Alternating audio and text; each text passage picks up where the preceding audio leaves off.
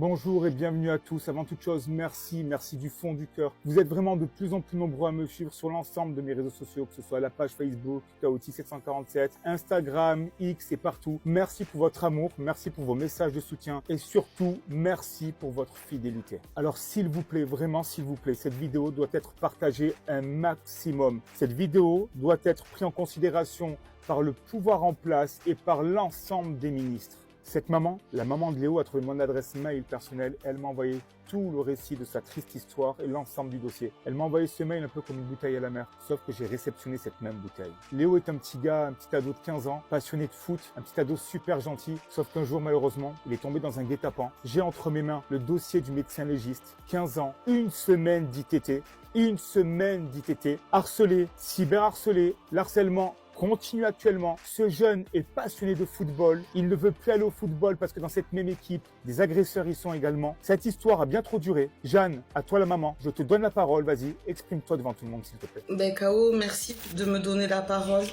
Je suis la maman de Léo et Léo a 15 ans et ça fait depuis le mois d'avril qu'il vit un véritable cauchemar. Il a été pris en guet-apens par plusieurs gamins qui l'ont roué de coups, à même le sol. Il a été vu par un médecin légiste et il a eu une semaine d'ITT par rapport à tout ce qu'il a vécu.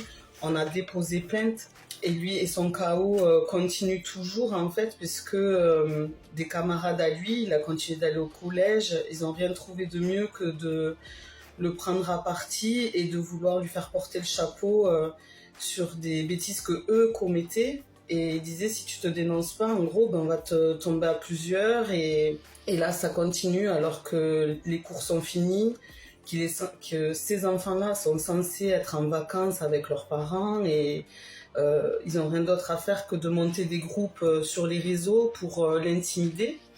Et Léo, depuis tout ça, ne fait plus de foot, donc il se prive de sa passion.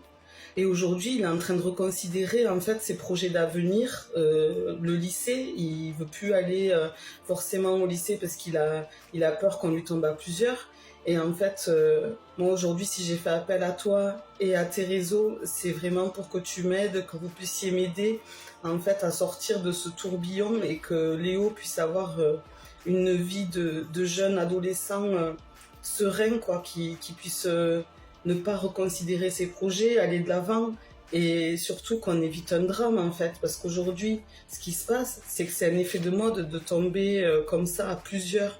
On le voit avec ce qui s'est passé avec Louis, on veut plus d'un autre Louis en fait. Il faut que la peur change de camp, donc s'il vous plaît merci de faire le nécessaire pour lui. Merci beaucoup Kao. J'aimerais que toutes les personnes qui regardent ma vidéo essaient de se mettre à la place de Jeanne, essaient de se mettre à la place d'Amandine, la maman de Louis, essaient de se mettre à la place de l'ensemble de ses parents. Nous avons besoin d'un choc d'autorité. Nous avons un besoin fou de fermeté. Voilà la jeunesse française. Voilà le résultat aujourd'hui. On frappe, on tue, on harcèle et malgré la plainte déposée que j'ai en ma possession en avril, rien n'a bougé. Le petit Léo essaie d'aller se reposer pendant ses vacances à 200 km du domicile familial. Mais non, ce sont des groupes WhatsApp, des groupes sur les réseaux sociaux sur lesquels on va lui mettre des coups de pression. Je suis au courant de tout, je peux vous dire que c'est absolument dégueulasse. Maintenant, on va voir le rapport du médecin. Regardez bien. Alors, je ne vais pas tout lire. On va lire le minimum, mais je vais laisser ça à l'écran pour que tout le monde comprenne de quoi je parle. L'intéressé déclare avoir été victime des faits suivants. Pris dans un guet-apens de 2 camarades qui m'ont donné des coups de poing, des coups de genoux et écrasement de tête au pied. À l'examen, je note échymose de 2 cm, pavillon gauche avec plaie fine d'1 cm. Sensibilité, palpation, rachis cervical gauche. Échymose violacée, paupière gauche de 3,5 cm. Bref, et vous savez quoi? Voilà, regardez ça. J'ai même plus envie de parler en fait. Regardez ça. Voilà la France du réel. Voilà à quoi ressemble un pays dans lequel il n'y a plus de cadre et il n'y a plus de fermeté.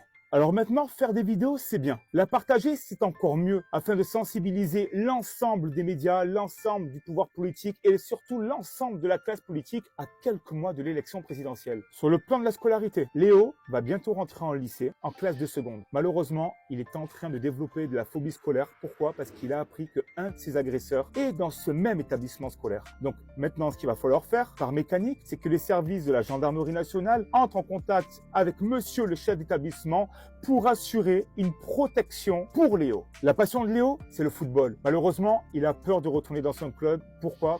Parce qu'un des agresseurs se trouve dans le même club que Léo. L'objectif de tout ce travail, c'est que Léo puisse aller à l'école en se sentant protégé. Que Léo puisse vivre sa passion du football tout en étant protégé. Maintenant, il y en a marre. Ce n'est pas aux victimes de payer.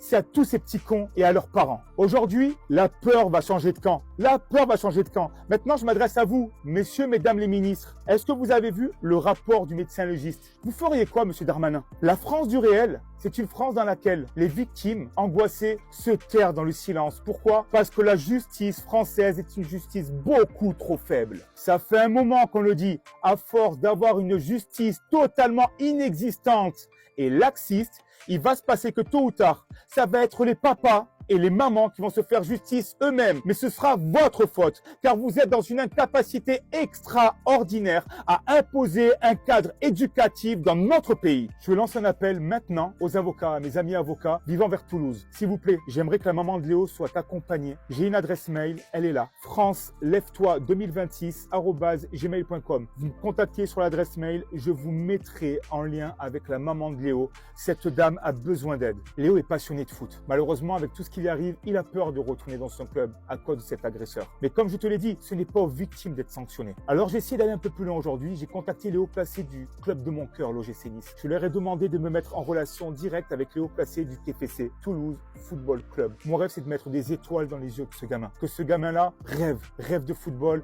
avec les joueurs de Ligue 1. Mais il est hors de question de laisser ces gamins sur la touche. C'est simple. L'histoire de Léo, nous l'avons ici. On va pas lâcher. Je peux vous garantir qu'on va pas lâcher. Nous voulons la protection de Léo, nous voulons protéger Léo, nous voulons également protéger sa maman, Jeanne. Et je vous le redis, ce n'est pas aux victimes de payer, c'est à tous ces petits cons et à leurs familles. Je m'appelle Karim ou Chaotique 747, je suis fondateur du mouvement France, lève-toi pour tes enfants. L'histoire de Léo, c'est notre histoire à tous. Et maintenant, sachez bien un truc, c'est que c'est fini, on va plus laisser endormir, on va plus laisser faire. Maintenant, à vous d'agir le pouvoir en place.